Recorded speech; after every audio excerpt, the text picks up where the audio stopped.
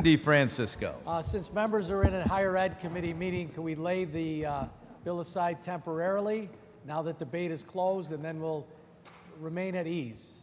Okay, the bill has been laid aside temporarily and debate has been closed, and we will call the roll upon request of Senator DeFrancisco. There are committee meetings ongoing, so at the request of the leader, the Senate will stand at ease. Flanagan.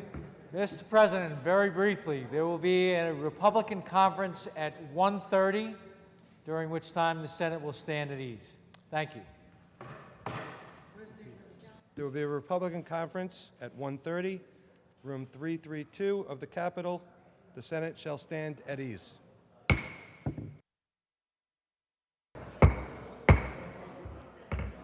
Senate will come to order. Senator DeFrancisco. Yes, Mr. President, can we go back to motions and resolutions? We will return to motions and resolutions. And can we take up Senate Resolution 6229 by Senator Croce, read it in its entirety, and then call on Senator Croce if we can take our seats, because we'd like the honorees to be able to see and hear what's happening in the chamber. Thank you, Senator DeFrancisco. We'll ask all members to please take their seats. There will be availability for photos following the resolution, and the Secretary will be reading resolution number 6340, which was previously adopted. The Secretary will read. Legislative Resolution number 6340 by Senator Croce, commending the Tuskegee Airmen upon their 75th anniversary in dedication to the United States Army in times of peace and war.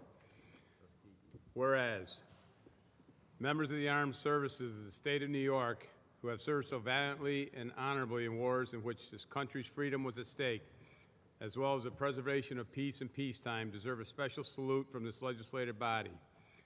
Whereas the sense of this legislative body to commend the Tuskegee Airmen upon the 75th anniversary and dedication of the United States Army in times of peace and war. Whereas this legislative body is justly proud to welcome 4 members of the Tuskegee Airmen to the New York State Legislature.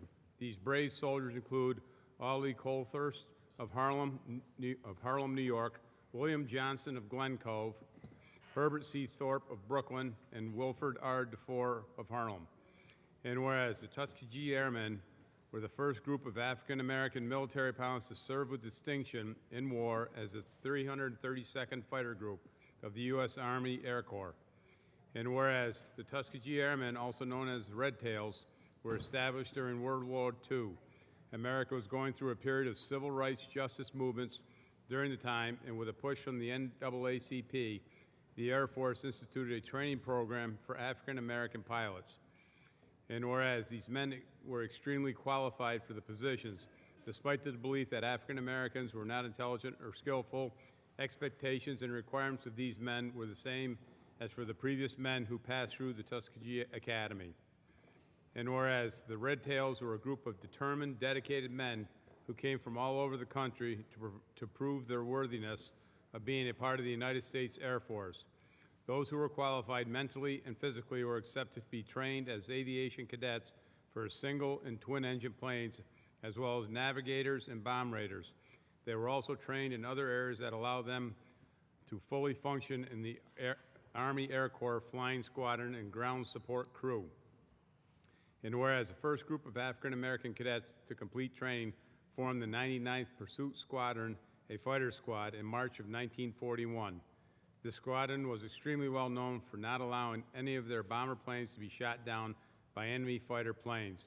Even more impressively, the Red Tails flew at least 200 missions over Europe and Africa. During these missions, not only were the Red Tails able to defend the Army bombers, they were also responsible for shooting down and damaging other enemy planes. And whereas greatly recognized for their accomplishments, the Tuskegee Airmen were awarded 14 Bronze Stars, 150 Distinguished Flying Crosses, and 744 air medals, as well as several Silver Stars. The Tuskegee Airmen also received the Distinguished Unit Citation for a mission flown in Germany responsible for bombing the Daimler-Benz factory in Berlin. Among these distinctions, the Tuskegee Airmen were also responsible for destroying numerous trucks, trains, and fuel dumps, flying over 1,500 missions by the end of World War II. And whereas the Tuskegee Airmen were also powerful in making strides to fight racism in America, the military was not fully integrated until 1948. World War II was over, and there was enough foundation laid by the Red Tails to fully integrate the armed forces. The fight was not over after the war, though, and the Tuskegee Airmen gave African Americans the inspiration to change their lives at home. Those who had enlisted in the Army returned home looking for jobs that were more in line with the work they completed while in the service instead of going back to farm work. African Americans still had trouble finding new work, but the Airmen's accomplishments were the start of America needed. Now, therefore, be it resolved that this legislative body pauses its deliberations to commend the Tuskegee Airmen upon their 75th anniversary in dedication to the United States Army in times of peace and war.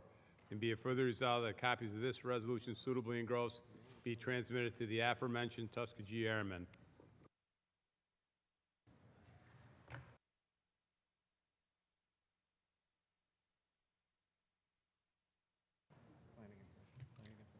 Senator Flanagan. Thank you, Mr. President. What an absolutely awesome day. I am just, I'm inspired by being here today, not because it's the last day of our legislative session, which is inspiring in and of itself, but to our honored guests, it is such a privilege to have you join us. The fact that you all live in New York just adds like icing on top of a beautiful cake. And to your family and your colleagues who are joining you and sharing this day with you, thank you and welcome to all of you. Now, to our honorees, I'll come back to you in a second. I have quickly learned that we have guests up in the balcony. So they are from the Harrison Avenue School, from Westchester County, and I want to speak very quickly to the young boys and girls who are here and to their chaperones. You are witnessing an auspicious day and a great day here in the state of New York. Not only are you in probably the finest legislative chamber in any state in the country, but you are seeing history made because we have an opportunity to honor these gentlemen who served our country with distinction. Now, to you gentlemen, I can't do it as well as Colonel Larkin or Senator Croce, but I'm going to give it a New York try. We want to say thank you. We want to honor you. We want to bestow upon you the privileges of this great chamber and of the New York State Senate and the people of the state of New York. Now, one of our honorees, I was able to get a picture. And everyone can take a look at this. This is a picture. There are 23 Tuskegee Airmen in this photo. One of them is the brother of Mr. Thorpe. The gentleman in this picture is Richard Thorpe. So, Mr. Thorpe, to you personally, and to your brother, thank you so much. This is a fantastic photo. I'm going to definitely frame this, hang it at one of our Senate chamber rooms with great pride and privilege. And I just want to, again, offer you the welcome of the New York State Senate. And to our students who are up here, you're going to remember this day for a long time because these are some of the finest people that have served our country with distinction. On that point, Mr. President, I would just say thank you, and I would appreciate it if you would recognize Senator Croce.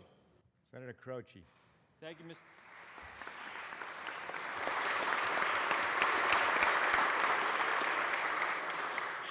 Thank you, Mr. President. There's a lot of history been made in this chamber. This is an old chamber, and there's been a lot of famous people who've come and gone in this chamber, but this is a pretty special day. We're all here because of the sacrifice of the men and women of the greatest generation, the World War II generation, people like Colonel Bill Larkin and the Tuskegee Airmen. It's not lost on me that the then senator who once graced the halls of this chamber, Senator Franklin Roosevelt, was responsible for creating the Tuskegee Airmen. And President Roosevelt was a senator in this chamber, and I'm wondering what he would be thinking right now, looking down over this chamber, seeing the Tuskegee Airmen sitting here with us. And it warms my heart and gives me a great deal of pride in my country. I also like to tell you that on March 24th, 1945, the Tuskegee Airmen, the fighter squadron, was the first combat aircraft to go up against a jet fighter, the Germans' Me-262, with P-51 Mustangs. Anyone who knows anything about military history or aviation knows that that is an impressive feat. It was done by these gentlemen right here. But most especially, what I want to thank these gentlemen for is building a modern military where all of us are first brothers and sisters before we are New Yorkers, or we are Southerners, or we are black or white, or we are from any other descent. We are first brothers and sisters in the modern military. And that is something that was built on the shoulders of these giants. Ladies and gentlemen, I am very proud to introduce Audley Colhurst from Jamaica, New York, William Johnson from Glen Cove, New York, Herbert Thorpe from Rome, New York, and Wilfred DeFore from New York City, New York, represented by Senator Sanders, Senator Marcelino, Senator Griffo, and Senator Perkins. Gentlemen, thank you for your service to our nation, and God bless you.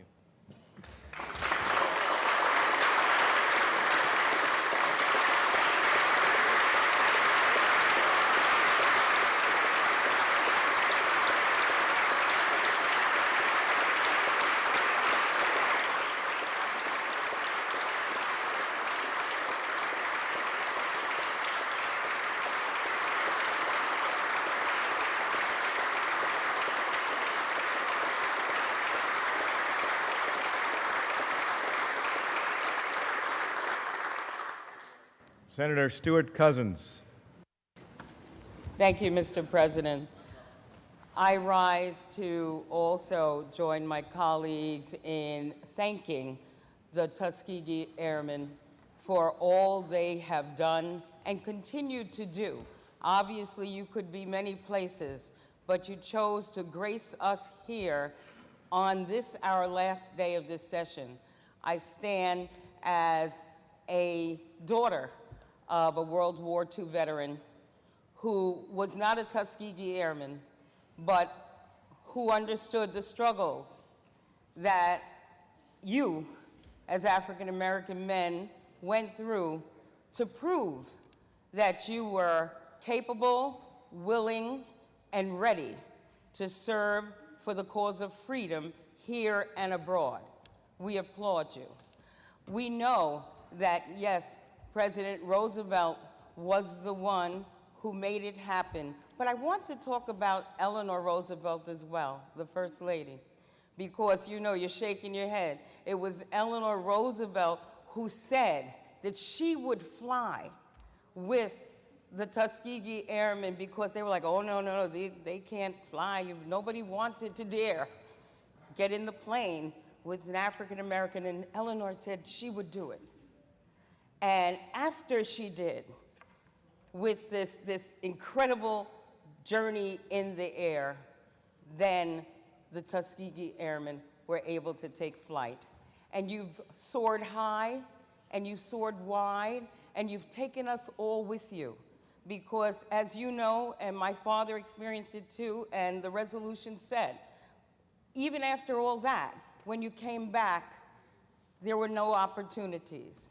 And so the fight continued at home.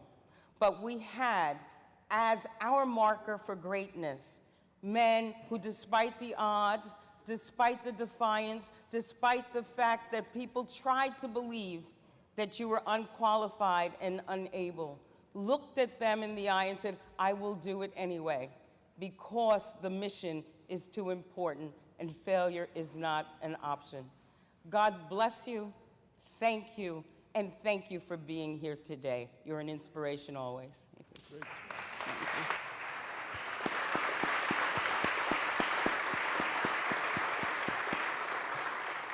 Senator Comrie. Thank you, Mr. President. I stand also to salute the Tuskegee Airmen and thank you for taking time to come up to Albany today so that we could properly present you this proclamation and our expression of thanks for your service, not only during your time and in the service in the theater in World War II, where you definitely fought to be respected and fought to be given the opportunity to fly missions, where you fought to, and with the help of the President and Eleanor Roosevelt, to even be created. But even after you came back to home, you fought to become integrated in many neighborhoods. You came and you were civic leaders and activists in many areas. You were not just activists during the war, but you stayed activists afterwards. You stayed involved in politics and government and civic life. You were leaders in many areas. We have many Tuskegee Airmen that are in Queens, where we have in York College a testament to the Tuskegee Airmen, where we have a exhibition that is dedicated to the Tuskegee Airmen that I hope that we can improve and finally get it off the ground, where we can have all of the history of the Tuskegee Airmen in Queens. And to Mr. Colthurst, who I've known and I've seen over the time, and Denise Peace, who is here also. Stand up, Denise. Who is a daughter of a Tuskegee Airman, who is a powerful woman in her own right, that is a major person that is working in many different government agencies and has a great history and experience as well. I want to salute you. I want to thank you for your service, and I hope that your story can always be told to inspire other people. Thank you, Mr. President. Senator Hamilton. Yes, Mr. President. I rise also to pay tribute to the Tuskegee Airmen, also known as the Red Tails. I want to thank Senator Croce for having them here today. And this story is a personal story for me. My uncle Clayton Lawrence was a bombardier. And Clayton Lawrence was one of the most brilliant men I've ever met in my life. He got me my first job at a college as a city assessor. And he told me the story that when he applied to the Air Force, he was denied. They said he wasn't qualified. He had to go back to school for 6 months for engineering courses and advanced calculus.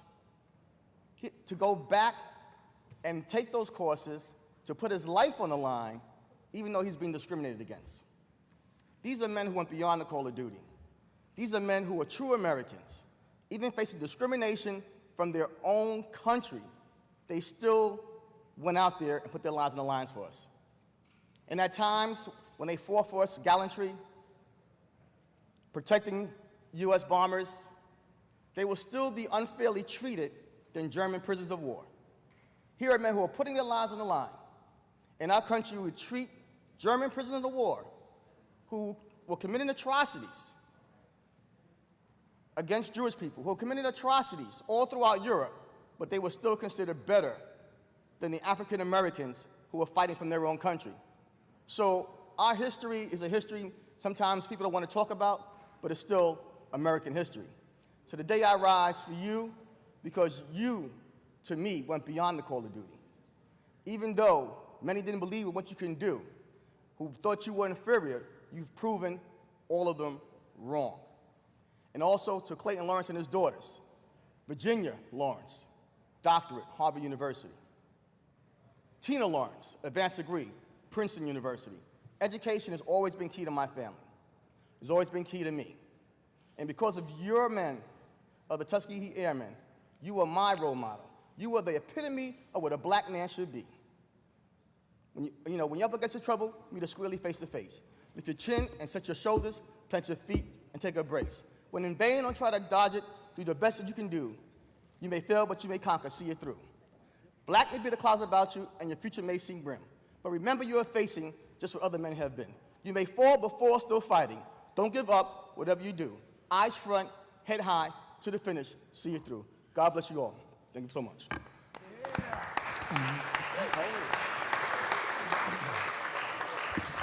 Senator Espaillat. Well, I don't know if I can follow my colleague there, but I do want to stand up and congratulate these men who are part of an immortal generation that stood up to the forces of hate and bigotry that attempted to take over the world.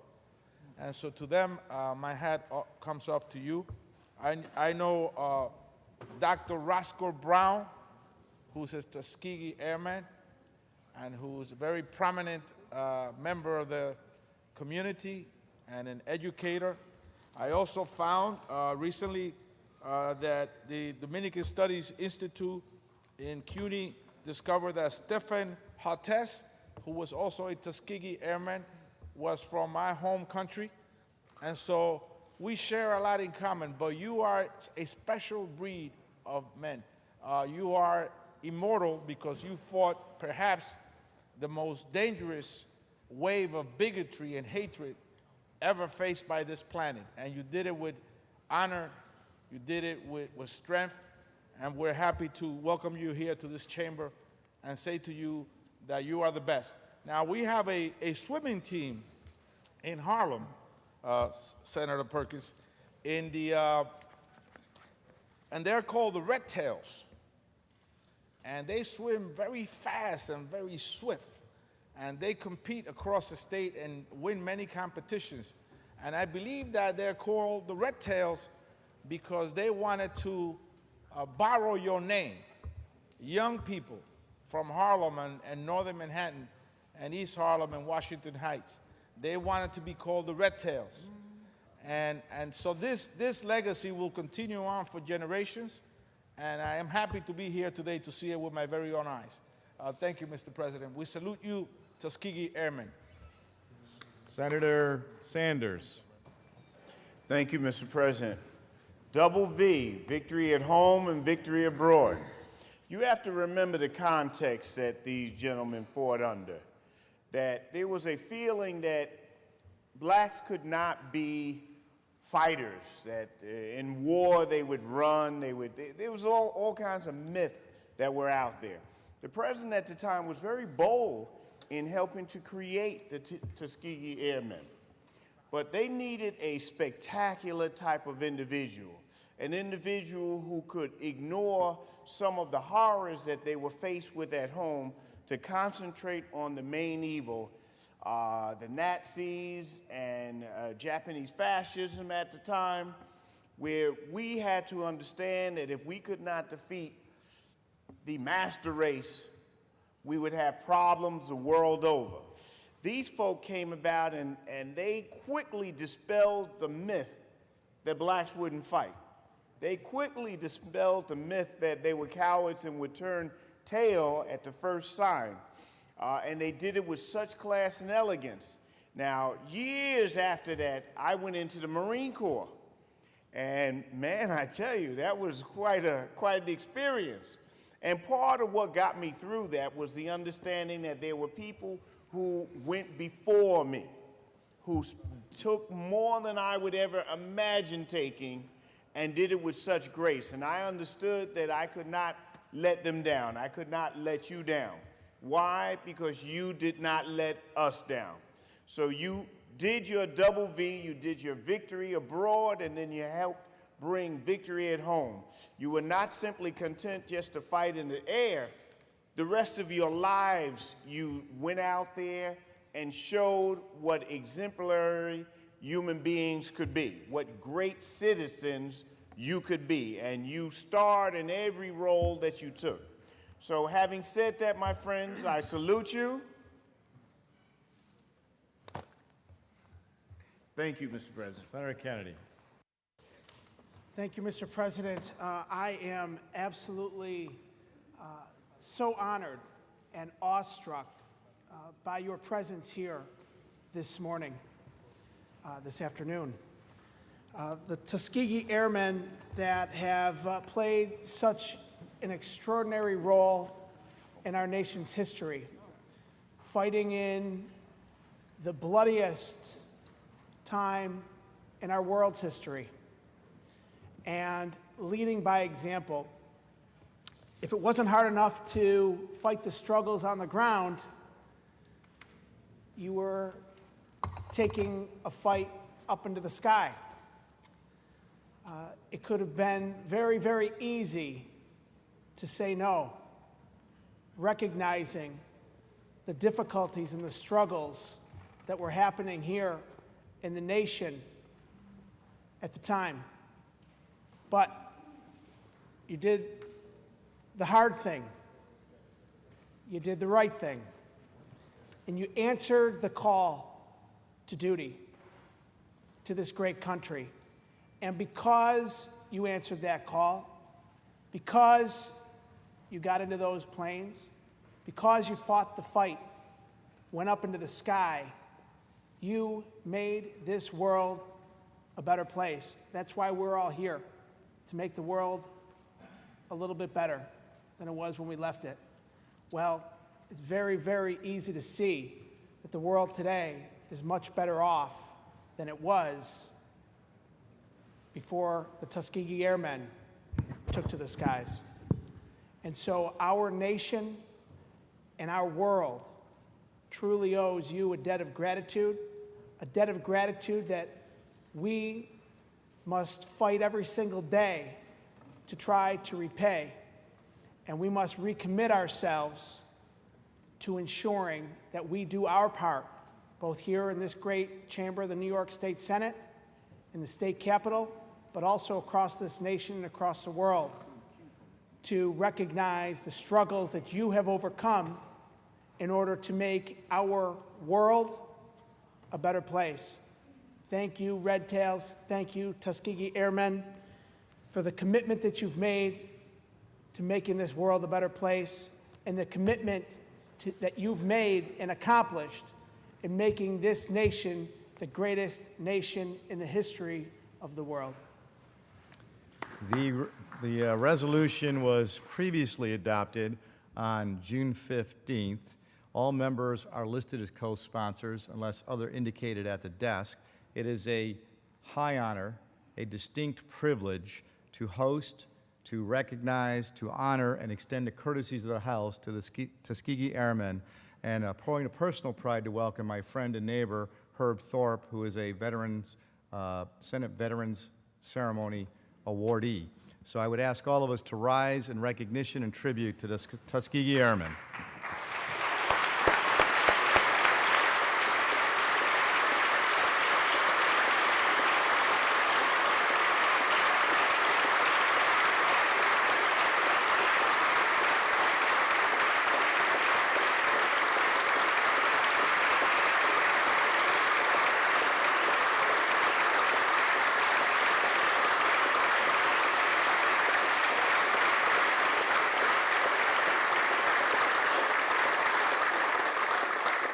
Senator DeFrancisco. Thank you, Mr. President. We will have an immediate meeting of the Rules Committee in room 332. There will be an immediate meeting of the Rules Committee in room 332. An immediate meeting of the Rules Committee in 332. Would you like everybody to take their tablets with them?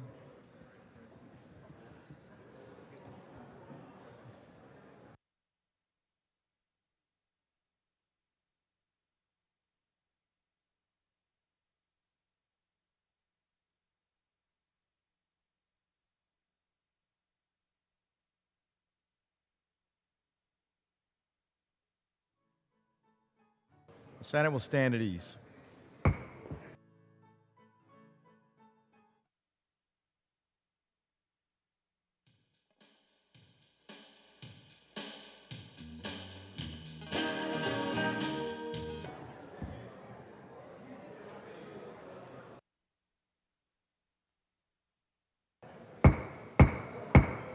Senate will come to order.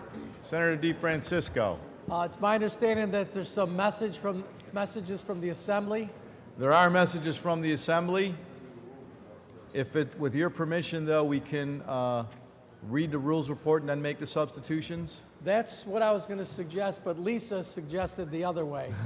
We will follow your suggestion, Senator DeFrancisco, and the Secretary will read. Senator Flanagan from Committee on Rules reports the following bills. Senate Print 321D by Senator Laval, an act authorizing. Senate 1738 by Senator Carlucci, an act to amend the Vehicle and Traffic Law. Senate 2034A by Senator Hassel-Thompson, an act to amend the Executive Law. Senate 3322 by Senator Lanza, an act to amend the New York City Health and Hospitals Corporations Act. Senate 5322C by Senator Marcelino, an act to amend the Environmental Conservation Law. Senate 6692B by Senator Lanza, an act to amend the Executive Law. Senate 6959A by Senator Parker, an act to amend the Economic Development Law. Senate 7078A by Senator Felder, an act to amend the Education Law. Senate 7174B by Senator Golan, enactment Chapter 504 of the laws of 2009. Senate 7363 by Senator Akshar, enacted in relation to granting. Senate 7450 by Senator Rivera, enactment of social services law. Senate 7459A by Senator Stuart Cousins, an act establishing. Senate 7485B by Senator Golan, an act to amend the tax law. Senate 7602 by Senator Latimer, an act to amend the general municipal law. Senate 7658 by Senator Gallivan, an act to amend the criminal procedure law. Senate 7799A by Senator Klein, an act to amend the public health law. Senate 7806 by Senator Ritchie, an act to authorize. Senate 7851 by Senator Golden, an act to amend the elder law. Senate 7925A by Senator Laval, an act to amend the economic development law. Senate 8037 by Senator Martins, an act to repeal.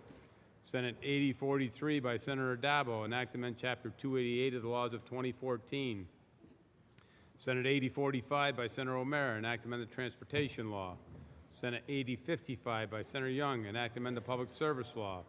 Senate 8065 by Senator Nozzolio, an act to amend the volunteer firefighters benefit law. Senate 8066 by Senator Robach, an act to amend the state finance law. Senate 8093 by Senator Flanagan, an act to amend the insurance law. Senate 8098 by Senator Prasad, an act to amend the elder law. Senate 8107 by Senator Hannan, an act to amend the civil service law. Senate 8108 by Senator Hannan, an act to amend the public health law. Senate 8109 by Senator Young, an act to establish. Senate 8114 by Senator DeFrancisco, an act to amend the county law. Senate 8116 by Senator Young, an act to amend the education law. Senate 8117 by Senator Hannan, an act to amend the executive law. Senate 8129 by Senator Hannan, an act to amend the public health law. Senate 8131 by Senator Carlucci, an act relating to. Senate 8137 by Senator Ort, an act to amend the insurance law. Senate 8138 by Senator Amador, an act to amend the education law. Senate 8139 by Senator Murphy, an act to amend the public health law.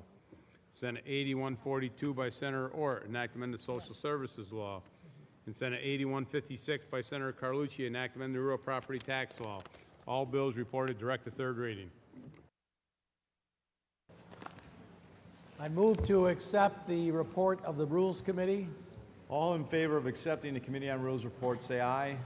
Opposed? The Committee on Rules report is accepted. We will now move to substitution. Senator DeFrancisco? Yes, could we please go to messages and please read. Okay, Secretary will read.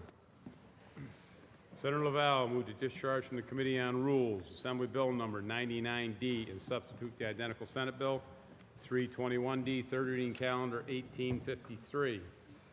Senator Hassel Thompson moved to discharge from the Committee on Crime Victims, Assembly Bill number 1097A, and substitute the identical Senate Bill 2034A, third reading calendar 1861.